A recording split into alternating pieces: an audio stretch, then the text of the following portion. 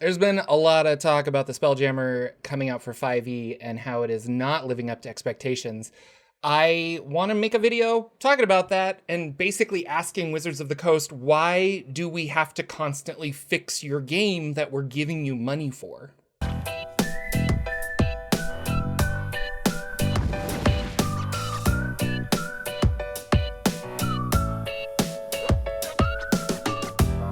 This video is sponsored by Roll for Combat and their Kickstarter Battle Zoo Eldamon. You can befriend, train, battle, and evolve various magical creatures with new subclasses and actual full classes to make use of these powerful monsters. There are 3 books in this Kickstarter, including the Battle Zoo Bestiary Strange and Unusual, that has over 150 new monsters for your party to battle, as well as monster parts for crafting. And the Kickstarter is live right now. It's ending soon, so check it out today by clicking the link in the description, and thanks again, Roll for Combat. Hello everybody, Jordan here, the PH is silent, and we're going to talk about Spelljammer for 5e, and really how it was a kind of a complete letdown. I went out, I picked it up. We've got the 3 books here. The quality of the books is great. Boo's Astral Menagerie is the monster manual. It's awesome, and it has some random encounter tables in here, which is kind of what I wanted for Spelljammer 5e. The Light of Xerixis is the adventure. Seems pretty straightforward. Not a very long adventure, but definitely if you want to go have a spacefaring adventure, here you go. And then the Astral Adventures Guide is the new races and the ship mechanics and ships and stuff like that. And it just doesn't work out. So for this video, let's talk about what was cool in 2nd edition Spelljammer and what is lacking in 5th edition Spelljammer. So here is the PDF of Spelljammer for 2nd edition. If you buy this, there's a link down below. It's actually backwards. So you get the whole box set, but Lore Book of the Void is first, and Concordance of Arcane Space is second, and Concordance of Arcane Space should have been first. Like it was at the top. It's kind of, you read it that, and then you read Lore Book of the Void. So we're going to jump down to Concordance of Arcane Space. And there's a lot of information here that you'll find also in the Astral Adventures Guide. We have wild space, we have this gravity air envelope that they talk about. The helm is really cool. Crystal shells are no longer a thing, but that's fine. Phlogiston is no longer a thing, that's fine. Air quality is the exact same. You can't breathe in air, so that's something that you need to worry about. And then matters of gravity. How does all of this fit together? Because it's not actual gravity. This is fantasy world Spelljammer magic gravity. So it operates a little different. A lot of this, I look at it, I'm like, this is fine. This is cool. We're figuring out how to play a fantasy-based sci-fi kind of setting. But if we go over here to the Astral Adventuring book and really look at it, there's not a lot of information in here. We have, hey, you need a Spelljamming Helm. You can travel with that. You need a spellcaster to attune to the helm, and they are concentrating on it as if concentrating on a spell. So I guess that's the downside of it. There's a new thing called Spelljammer Duels, where 2 wizards or 2 spellcasters try to control the same ship with different spelljammers, which feels weird, but they have that specific rule in here. I wonder if during playtesting there was a lot of people that's like, I want to be the pilot. No, I want to be the pilot. And they would like fight each other to do that. Air envelope's a little more with like objects and people. So if you get flung out into space, you could still have that. Gravity planes are also very much the same. And then the astral plane, we get a kind of a sense of like, here's all these different worlds and wild space systems and realm space and stuff, but there's no information on it. There's no information on the different planetoids of realm space. There's no information really on, there's a little information on doom space and things like that, but it's not, where are the fun planets to explore? I just don't think they're here. And a lot of this feels like, while they were writing this, as almost fan service, rather than they loved the setting and wanted to bring it back, that they really emphasize, but you can use teleport or teleportation circles because it's astral plane and you can use that. So while they're writing this, they're setting it up for Planescape to not interfere with it. Makes me sad. Briefly, we'll talk about the Spelljamming Helm. There is a spell that allows you to craft this. I think that's really cool. But the Spelljamming Helm, there's just one. It's the Spelljamming Helm. And I think that's really sad because if we go over to the AD&D books, we had all kinds of different Spelljamming Helms. And the level of the helm augmented how well of a pilot you were. So if you had a major helm that was like super awesome, then well, there was major and minor helms, but if you had a major helm, then you were able to maneuver your ship better. And so it was incentivized you to save money and upgrade your helm or steal a helm from another ship that you conquered and things like that. And I like that. Not only are there the regular space Spelljammer helms of like connecting a wizard to, but there were like other types of helms like Orbises, and the Mind Flayers had pool helms. There were forge helms for the dwarves where you literally fed it magic items and then it would propel you forward. Gnomish helms, furnaces, life jammers, which took your life force to make the Spelljammer actually go through space. And so to have all of these really cool options solidified down to this makes me sad. And also with this, there's no cost to actually traveling. I would love for the wizard and the cleric to fight it out and say, I need you to be the pilot because I need to save my spell slots to heal everyone. And the wizard's like, well, I need you to be the pilot because I need to save my spell slots for damage.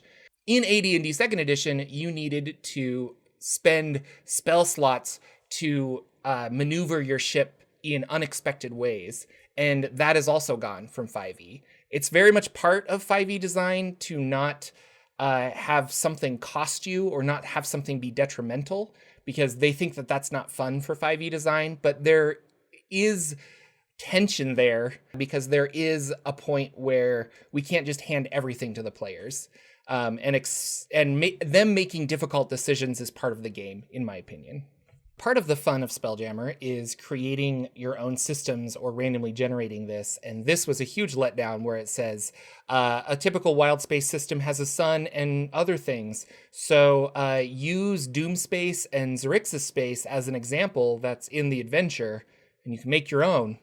In AD&D Spelljammer, we have universe building, and there are randomly generated systems. You can roll percentile dice to create a whole system and its gravitational center, what all of the planets have on them, what's going on with them, what type of planets they are. Really fun and not applicable to the 5e version. And now I want to talk about the elephant in the room, which is ship combat. There's not a lot of information on ship combat in the Astral Adventuring or the accompanying book. And that makes me really sad because they gave us monsters that will attack your ship specifically. So I started thinking, well, what about the Ghosts of Saltmarsh rules or the Descent into Avernus rules? Could we utilize those to create a better spelljamming experience? And 5e really does they want it to be simple. And I applaud that. I think that's awesome. So what they've done is they created monster stat blocks here for ships. So here is the galley from Ghosts of Saltmarsh, and you have actions that you can do stuff. It takes 3 actions to do certain things, and the idea is that the crew is using each of their specific actions to do this. Not just the party, but your larger crew, and you're ordering them around. Now, this came out, not a lot of people liked it. I don't really like it either, but it's better than what was in Spelljammer, and you could technically use this. So, summary, Ghosts of Saltmarsh ships are like monsters that you control. There are some special actions that you can take as the officer, but really those special actions are give you advantage on an attack with one of the weapons, or increase your speed if you're trying to get away. So those are the 2 cool things you can do if you're an officer. And not everybody in the party will be able to be an officer, really. So even having those 2 extra things are kind of sad. Now we go to Infernal War Machines in Descent into Avernus. This has a lot of other, or better things, in my opinion. There is technically a helm. It's not a Spelljammer helm, but it is like the steering wheel of this Infernal War Machine. And you have cover or half cover when you're in the thing, and all your actions are movement. So you put one of your players in there, and then that player character is now in control of just movement, and other players are in control of just the weapons and stuff that they're on, which is kind of what I think players wanted to do. They want to like split it up and like, okay, I'm the pilot, you're this, and then everybody gets to specialize on a specific thing. Great kid, don't get cocky. The other good thing about this, like I said, there's a helm. One thing I don't like is there's a bonus action where you can dash and disengage. I feel like it's difficult to disengage a machine that you're driving, but maybe I'm wrong. And again, these are treated like monster stat blocks. So here we have this huge vehicle. It has a monster stat block. There's something called the damage threshold, where if it won't take damage unless you do over 10 damage, specifically on this one. Threshold is different for other people. Then the mishap threshold is if you take 20 or more damage in an attack, you would roll on the mishap table, which then gives player characters something else to do because there's something going on the ship that they need to take care of. Maybe you blew out a tire, maybe the engine blew up, maybe, I don't know, something cool. Mishap tables are fun. They make the game interesting. So here are some mishaps. We have blinding smoke. We have weapons malfunctions. And then here are the repair DCs to fix that. Anyone can fix it, but you have to have the right tools to be able to fix it, which brings in proficiencies. And that's awesome. I have these crafting tools. I could do this. I could fix this. I could patch it really quick. I like that. And then as your ship breaks down, I think this was a very smart thing as well, where we're going to use the exhaustion rules in Dungeons & Dragons from the player's handbook, but we're going to apply them to our vehicle because a vehicle is a monster stat block mechanically. So we can apply exhaustion to it, and that's going to, oh man, we need to repair our ship. And this gives you a reason to like limp back to somewhere where it's safe that you can spend time and patch up your ship in whatever means possible. Let's take this to Spelljammer. So the Spelljammer combat rules are combat starts. I think it's just assumed you're supposed to use the monster stat blocks and maybe a grid, but really the only piece of advice is do a side initiative, which I don't like at all. And then the other thing is get your Spelljammer ship as close as possible and then do regular combat because you can board. And that makes me, this is so sad because one of the cool things about Spelljammer was the ship-to-ship combat. I will agree, the combat was fairly confusing and the ships were fairly confusing, but if at least we had it and you could make it simpler. There's some information here on ship repairs, but it's just repairing hit points, and it says 1 hit point a day for 20 GP of materials. That seems costly. You can also use the mending spell, which was part of Descent into Avernus, but something that I would say mending can maybe repair a mishap, or give advantage to a mishap roll or a 1d8 plus the roll. But I don't think you can walk around and mend your own ship like Rocket from Guardians of the Galaxy. Or maybe you can, I mean, if that's what you want. So let's look at this. I'm going to just take a couple of these. We have a monster stat block for a ship. It's not really put together like a good monster stat block, but this is what it is. We have an armor class. We have 300 hit points. We have a damage threshold, so you need to meet that threshold before it will actually take damage. And you have a speed of 35 feet per round, 150 tons, 12 crew, and then how long it is and how much it costs. Scrolling down, we have the 2 weapons that can attack. So here's the weapon, and it'll tell you the range. So with this information, we could have an attack because we have a monster stat block, but they didn't just give us, we need a monster stat block to have at the table so the players can look down and see their ship character sheet and play and like run away with it and do things. And I'll also point out that each of the weapons on this ship have an individual armor class and hit points. So I assume the boss could attack, I want to attack specifically its weapons, or I want to attack this. And don't get me wrong, I like the idea of let's target its weapons, let's target its life support, something like that, because that feels very Star Trek-y. At the same time, you didn't make it complicated earlier, but you're making it complicated now. Why don't you add that kind of stuff to a mishap table? And if it takes an exceeding amount of damage, we'll roll on the mishap table, and then, oh, look, one of its ballistas is gone, or you lost a bunch of crew members. Now there's no one to actually load the ballista full of ammo. There's not a lot of rules about running away. It just kind of says use the chase rules in the DMG, which again is fine, but the faster ship will always win. And I like the idea of, wow, they have a faster ship, but I have a more powerful helm and a 14th level spellcaster. They're going to burn a bunch of their spell slots to speed up the ship and get away. And I will say, if you guys are interested, I have this Spelljammer ship combat video. I'll link it down below. At the 5-minute mark, I start talking specifically about AD&D's ship combat and how it works. And you can maybe incorporate this into your 5e game if you want. Second edition Spelljammer actually had these cards that were your ship. So you had the, quote, monster stat block for your ship. It gave you the hull points, the crew, the tonnage. I think a lot of this you could times the hull points by 10, add your damage threshold if you want, and these would work for a 5e Spelljammer game. Like, is there any mention of maneuverability with these? You can just fly 35. There's just a speed. It doesn't tell you anything about how it can move around. Like, I would have to hack this immensely to have the kind of ship combat fun that I want to have at the table.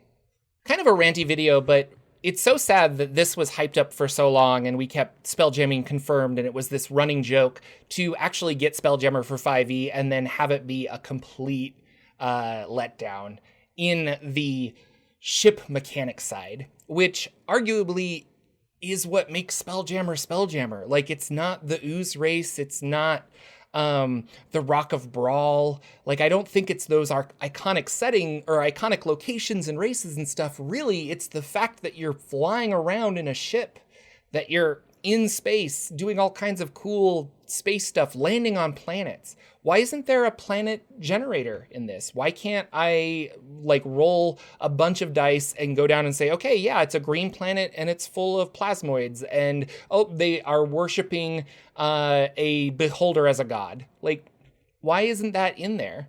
The original Spelljammer book is available as a PDF or print on demand.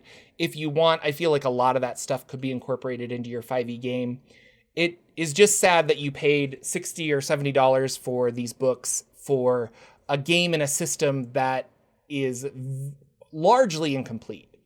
And we as fans of D&D, I think a lot of dungeon masters are fine with like homebrewing and fixing stuff, but not when I paid $60.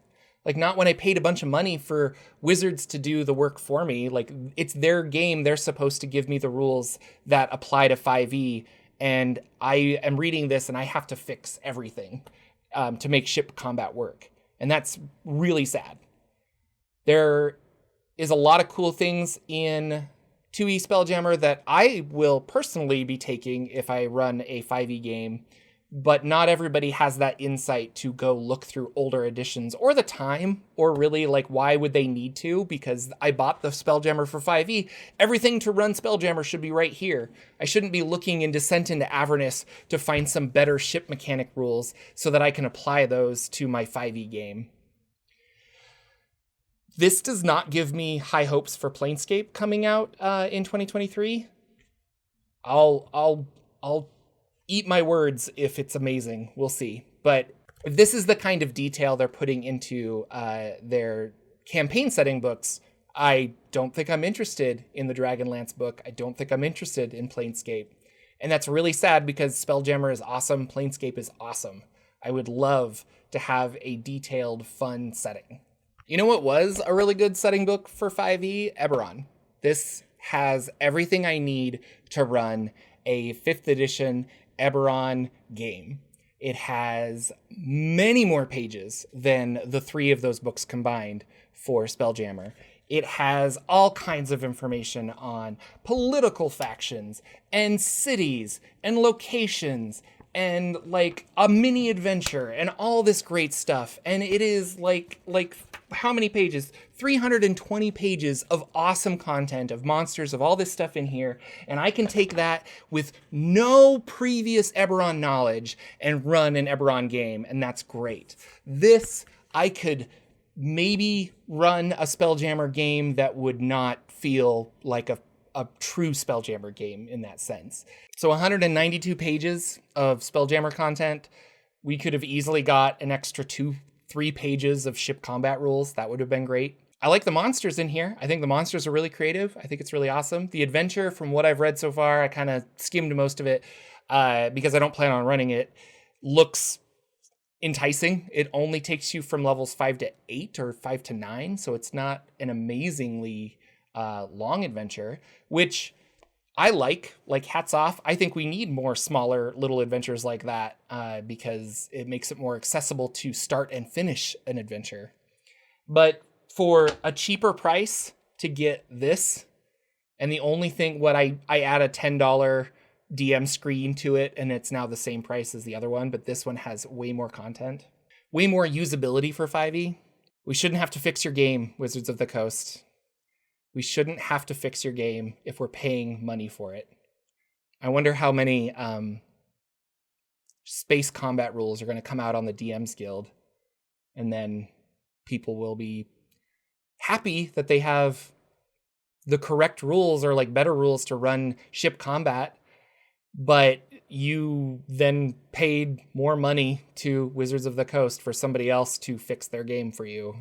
At this point, I don't think I can recommend it, but if you're a Spelljammer fan, you probably already have it. So let me know in the comments below. Am I wrong? Thanks again, Roll for Combat, for sponsoring this video. Please check out their link for their Battle Zoo Eldamon Kickstarter, which is ending really soon. I want to thank you guys for staying this long through the video. Subscribe if you want to, and I will see you all in the next video. Take care.